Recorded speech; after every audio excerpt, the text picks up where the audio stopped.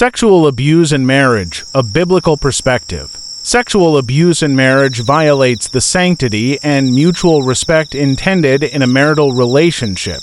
From a biblical perspective, marriage is designed as a covenant of love, trust, and mutual submission where any form of abuse, including sexual abuse, is a grave sin that contradicts God's intentions for marriage. We shall delve into this topic by answering the following questions. What is sexual abuse in marriage? Sexual abuse within marriage is a deeply troubling issue that can lead to significant emotional, physical, and spiritual harm.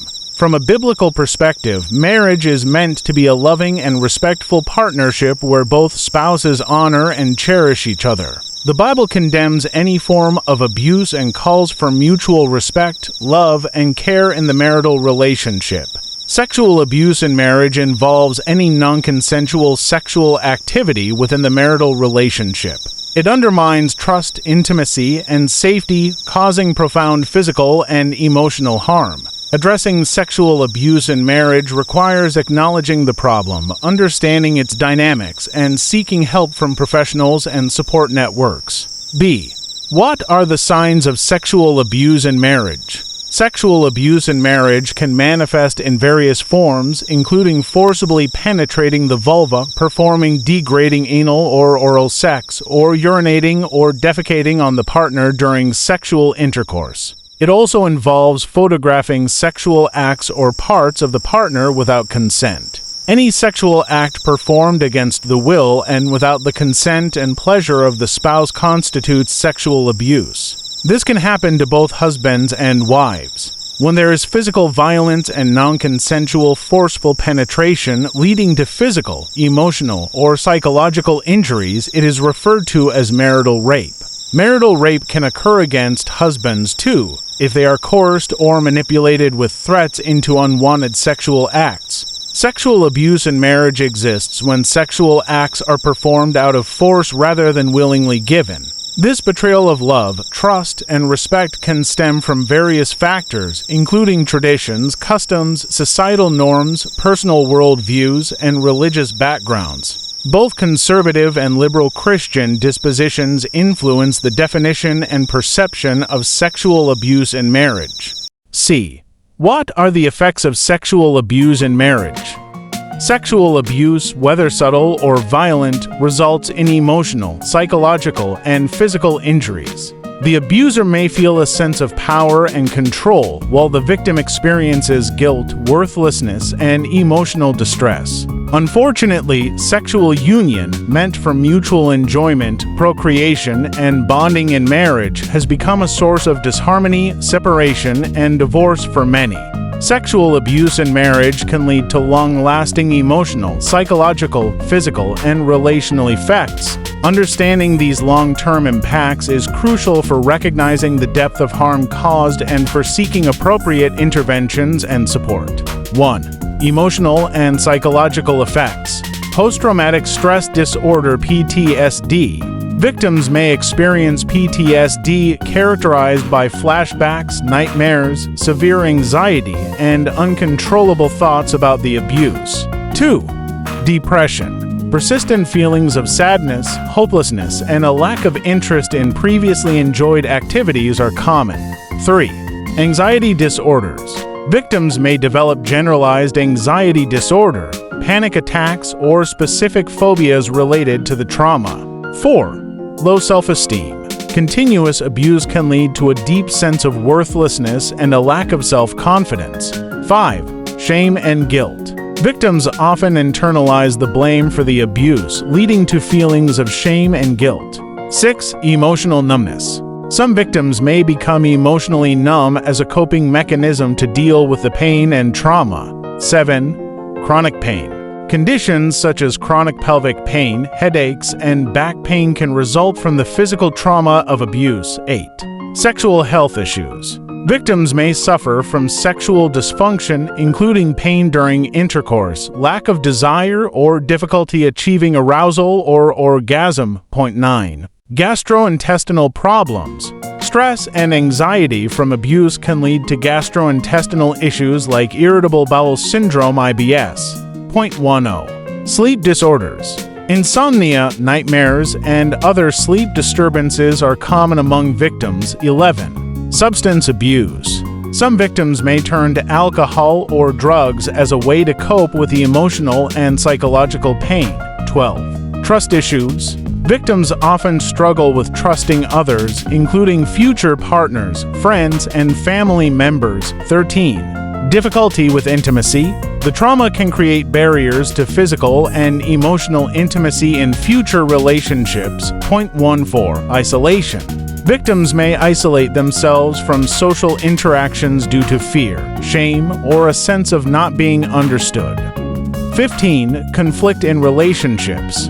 The lingering effects of trauma can lead to conflicts and difficulties in communication within relationships. 16. Cognitive effects. Concentration and memory problems. Trauma can affect cognitive functions, making it hard to concentrate, remember things, or make decisions.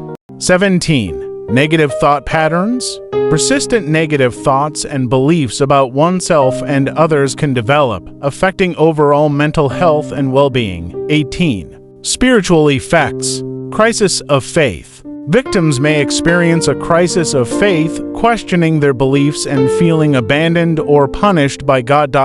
19. Loss of spiritual connection. The trauma can lead to a disconnection from spiritual practices and communities that once provided support and comfort.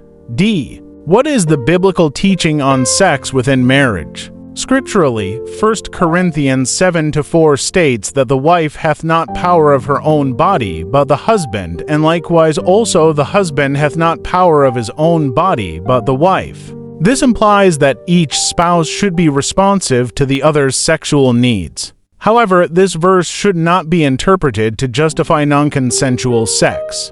God's intention is not for one spouse to dominate or exploit the other sexually.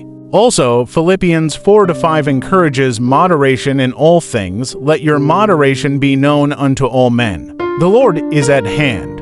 Therefore, sexual activity within marriage must be consensual and approached with mutual respect and love.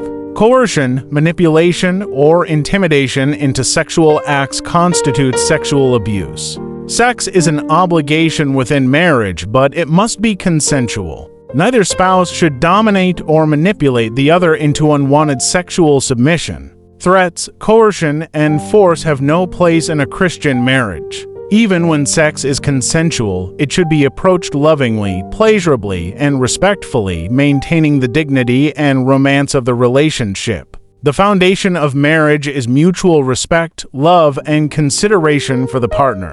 God created human beings as free moral agents, and sex between spouses should reflect this principle. Sex should never be used as a weapon of punishment or an object of reward. God has always allowed individuals freedom of choice, and married couples should follow this example, ensuring that their sexual relationship is based on mutual consent and respect. E. What are the actions that constitute sexual abuse in marriage? Abuse is defined as the misuse, excessive use, or coercive and injurious maltreatment of someone. In marriage, sexual abuse includes forcing a spouse into unwanted sexual acts such as 1. Derogatory criticism for control. When one spouse frequently criticizes or calls the other or their family derogatory names to manipulate or deny sexual activity. 2. Sadistic sexual acts.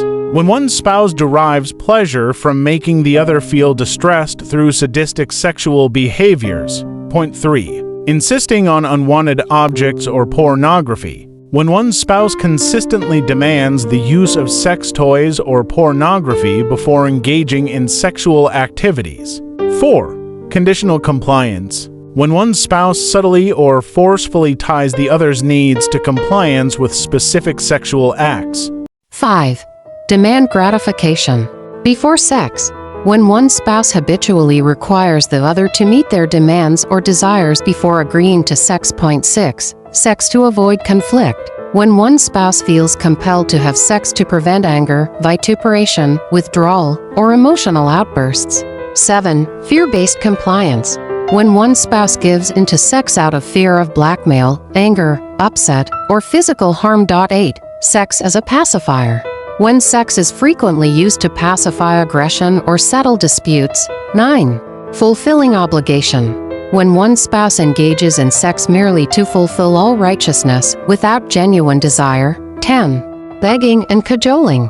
When one spouse often has to beg, cajole, appeal, pet, or eulogize the other to agree to sex. 11. Walking on eggshells.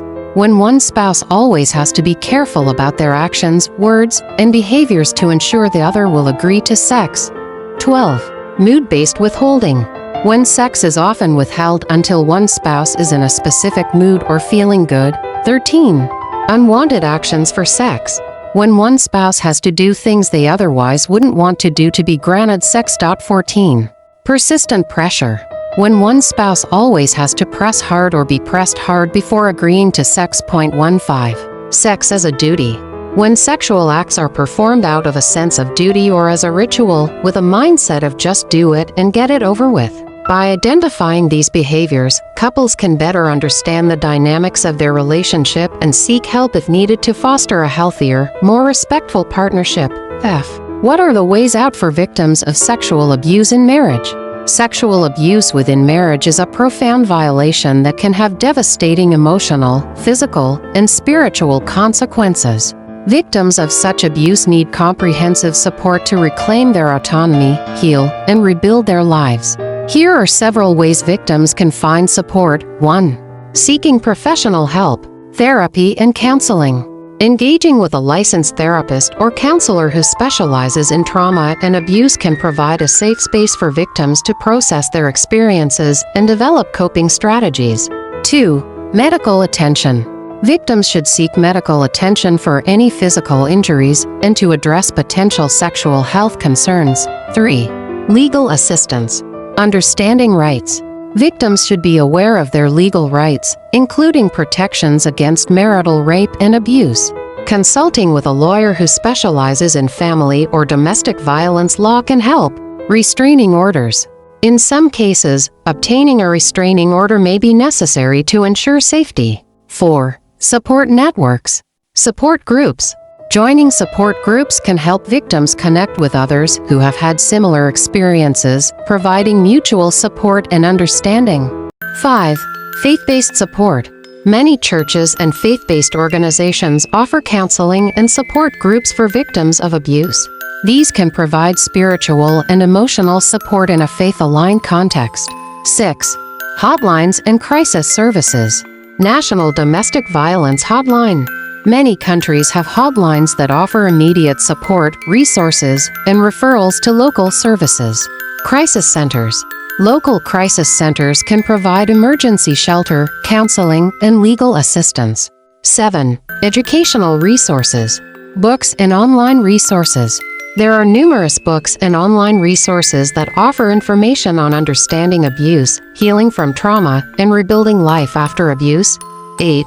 Workshops and seminars. Attending workshops and seminars can provide education on healthy relationships, self-care, and personal empowerment. 9. Spiritual guidance. Pastoral counseling. Seeking guidance from a trusted pastor or spiritual advisor can help victims find comfort and direction from a biblical perspective. 10. Prayer and meditation. Engaging in prayer, meditation, and other spiritual practices can provide inner peace and strength. 11. Safety planning. Developing a plan. Victims should create a safety plan that includes steps to take in case of an immediate threat, such as having a safe place to go, a packed bag with essentials, and a list of emergency contacts. Confiding in trusted individuals. 12. Sharing the situation with trusted friends or family members can ensure that there is a support network aware of the abuse. 13. Empowerment and recovery. Building self-esteem. Participating in activities and therapies that build self-esteem and self-worth can aid in the recovery process. Reclaiming autonomy. Setting personal boundaries and learning to assert one's needs and rights is crucial in reclaiming autonomy. 14. Open communication. Encourage honest and open communication in relationships to rebuild trust. 15. Setting boundaries. Establish and maintain healthy boundaries in all relationships to protect emotional and